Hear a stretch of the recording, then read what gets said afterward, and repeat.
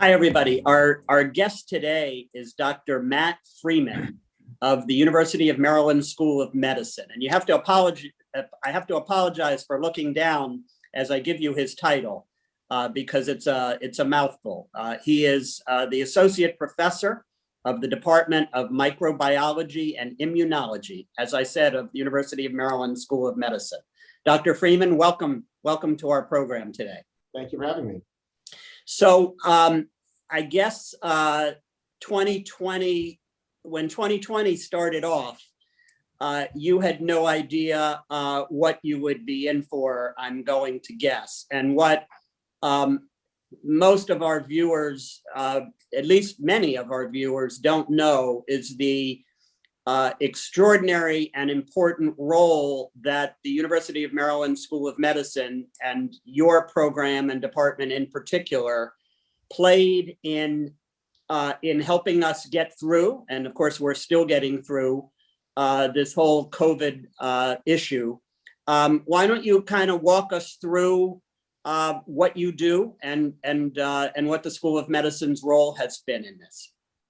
Sure, certainly. So my lab in particular has been studying coronaviruses now for 11 years since I've been here at Maryland, as well as 5 years before as a postdoc.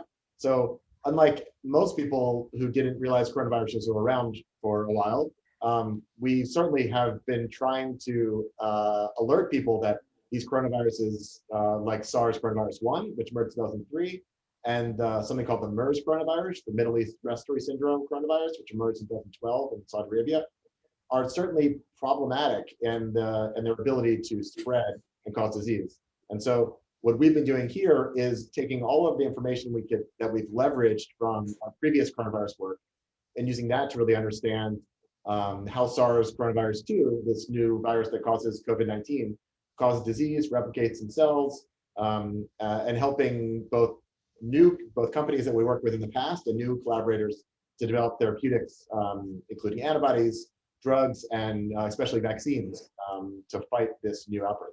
So it's my understanding that, again, that the School of Medicine at the University of Maryland has played a very significant role. I mean, nationally, if not internationally important and prominent in working with the pharmaceutical companies on issues related to initially testing and then subsequently vaccine development, which of course has been done in record time.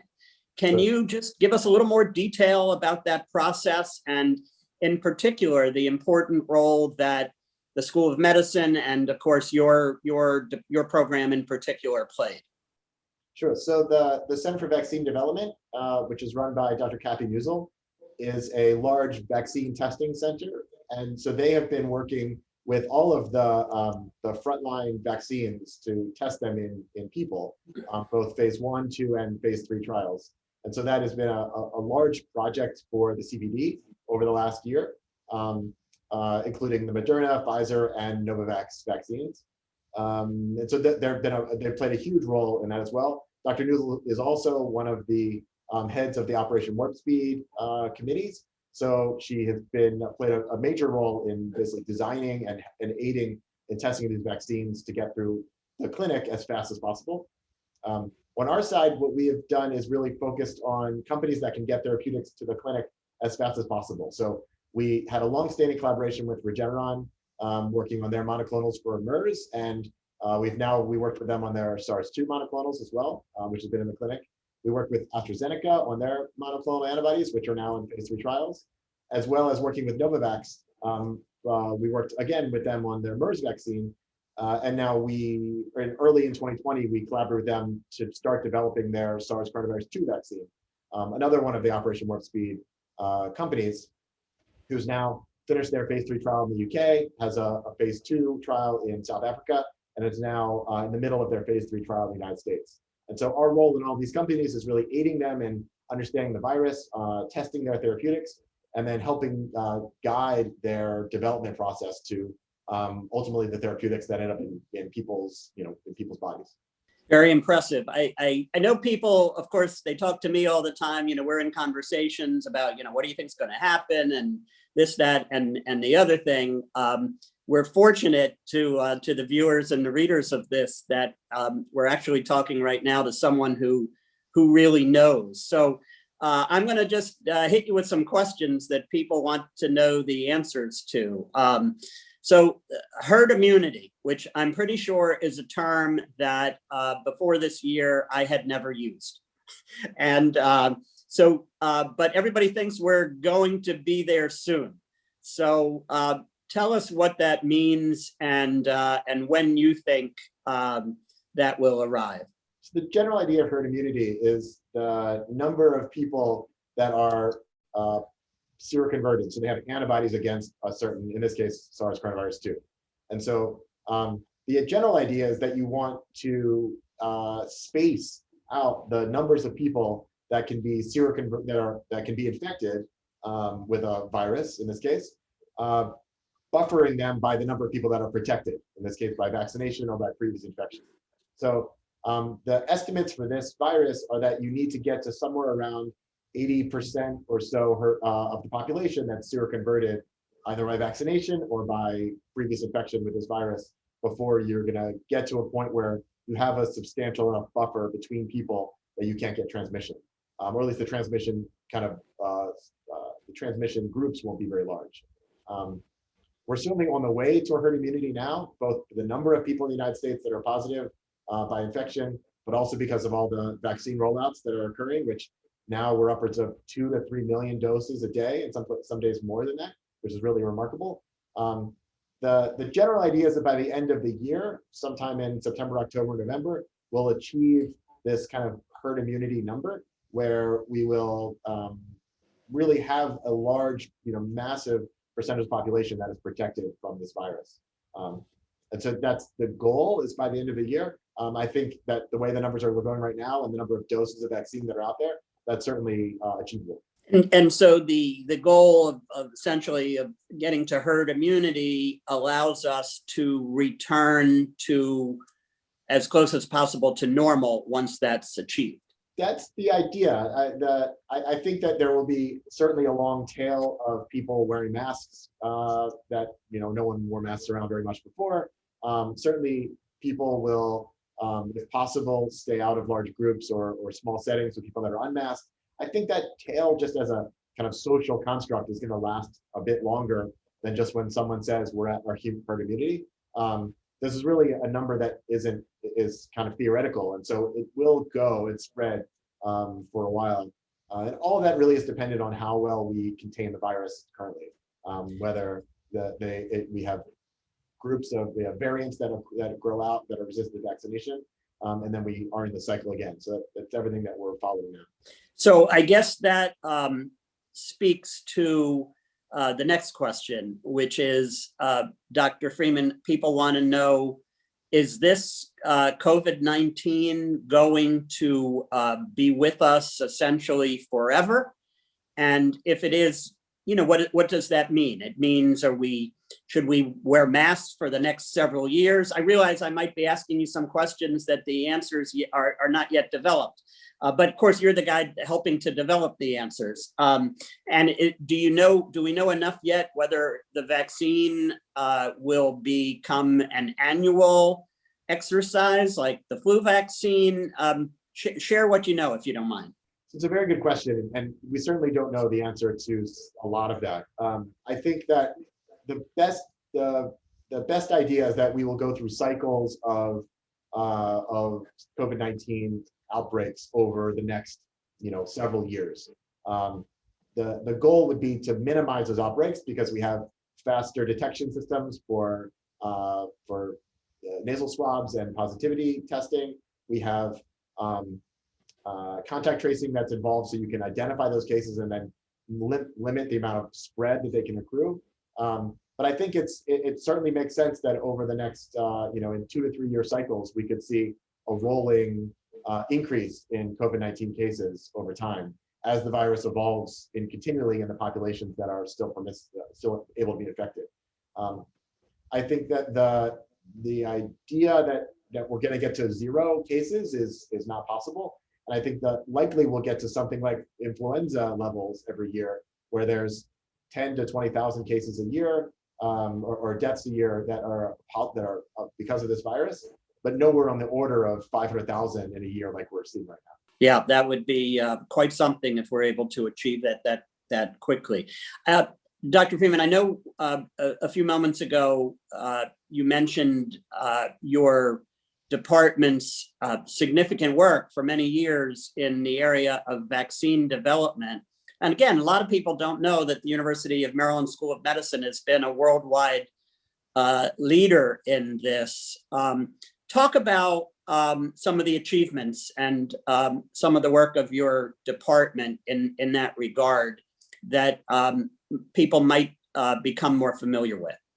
So the Center for Vaccine Development has been a part of many vaccine trials in the past, from cholera vaccine. They are hugely involved in the Ebola response as well in 2015, where they were key drivers of clinical trials in Africa for several of the Ebola vaccines that eventually got approval, as well as influenza vaccines. They currently have a large project called Citybiz, where they are evaluating various different next generation influenza vaccines for this universal flu vaccine idea, where they're vaccinating patients or people in the trial.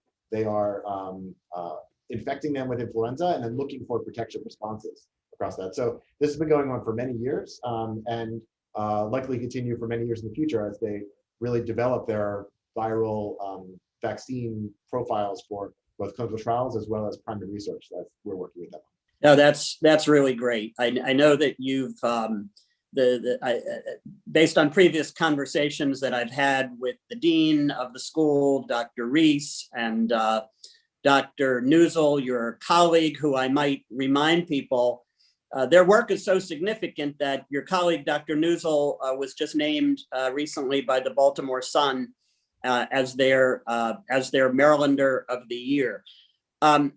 Dr. Frieman, just before we close, I know people, are very familiar with what to do and how to behave and different protocols, if you will, hand washing and mask wearing and social distancing and the like.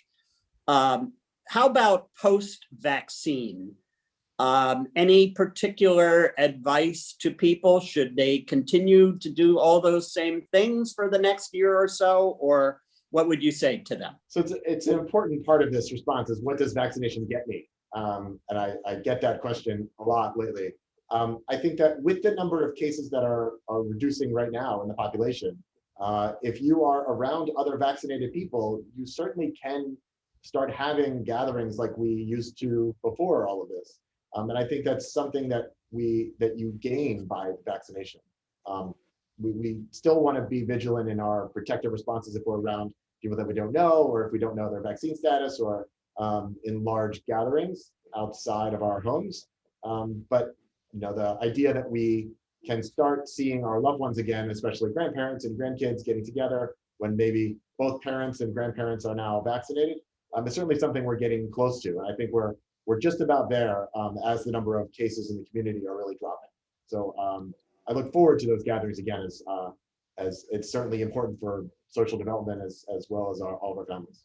No question, as we all do. Clarify this for me. So if I'm in a group of 3 people, 2 have been vaccinated and 1 has yet to be vaccinated, it's the non-vaccinated person who is most at risk, correct? And if so, how? Am I still able to transmit it to them?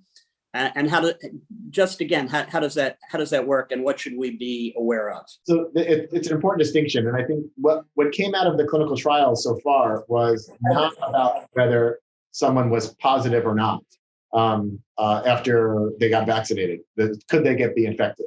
So what came out of the trials was that the vaccines reduced or eliminated severe disease and death. All of the vaccines that have been tested so far in phase 3 trials have shown that are now under EUA approval for the United States. And so what we don't know yet is what is coming out of the future studies is, can a vaccinated person still be infected and shed virus and transmit it to someone else? Even if they don't get severe disease themselves, can they then spread it? And that's what we're trying to figure out now in a variety of new clinical trials and extensions of the trials that are going on. And that data will be coming out soon. I certainly suspect that people who are vaccinated will have less virus in them, even if they're infected, and be shedding and transmitting less virus. So certainly the non-vaccinated person in your little trio is the one that's most at risk in general. But once everyone does get vaccinated, then the ability for the virus to move from person to person will be substantially less, I would theorize. And that's what we're trying to figure out right now and get numbers on how much lower that transmission is. Well, good luck with that. And when you get the answer to that, I'd love to chat again. Switching gears completely, just as we close, I have no doubt that you and your family have not been active restaurant goers this past year, particularly given the nature of what you do, but you probably have had some great restaurant meals, either delivered or picked up. So I'm asking everybody, give our viewers a couple of tips on where they might want to try and some good experiences that you, Matt, and your family have had. Sure. So our Friday night staple is a pizza place called the Pizza Trust in Belvedere Square. We do love our Friday night pizzas in our family. And then the other one, which we loved before, and now we've come to love even more now, is Orto, right in Baltimore City, a great Italian place. And they have wonderful carry-out, make-at-home pastas, fresh pastas. And so that's been our other go-to place as we pick up food in the midst of all this. Well, thank you. I know you. I know you didn't prepare for those questions, but I always think it's if we can support a couple of local businesses, that's really wonderful. I don't know, Dr. Frieman, if there's anything you would like to add that we didn't discuss. No, I just would like to. I think that the last year has been obviously difficult on all of us, whether it's doctors and nurses in the hospital or all of our families at home when schools are closed. And I think we all look forward to getting to the next step, and we have to be a little more vigilant, a little bit longer to really eliminate the amount of virus that's out there to levels that it makes it safe for all of us. So I'm looking forward to getting out like everyone else is, hopefully very soon. Well, again, congratulations and kudos to you and the leadership of the School of Medicine, Dr. Al Reese, and your colleague, Marylander of the Year, Dr. Kathleen Newsel. And Dr. Frieman, thank you very much for sharing this information. And we're really very thankful that you're here at Maryland and based in Baltimore and doing the work that you are. We appreciate it. Thank you very much.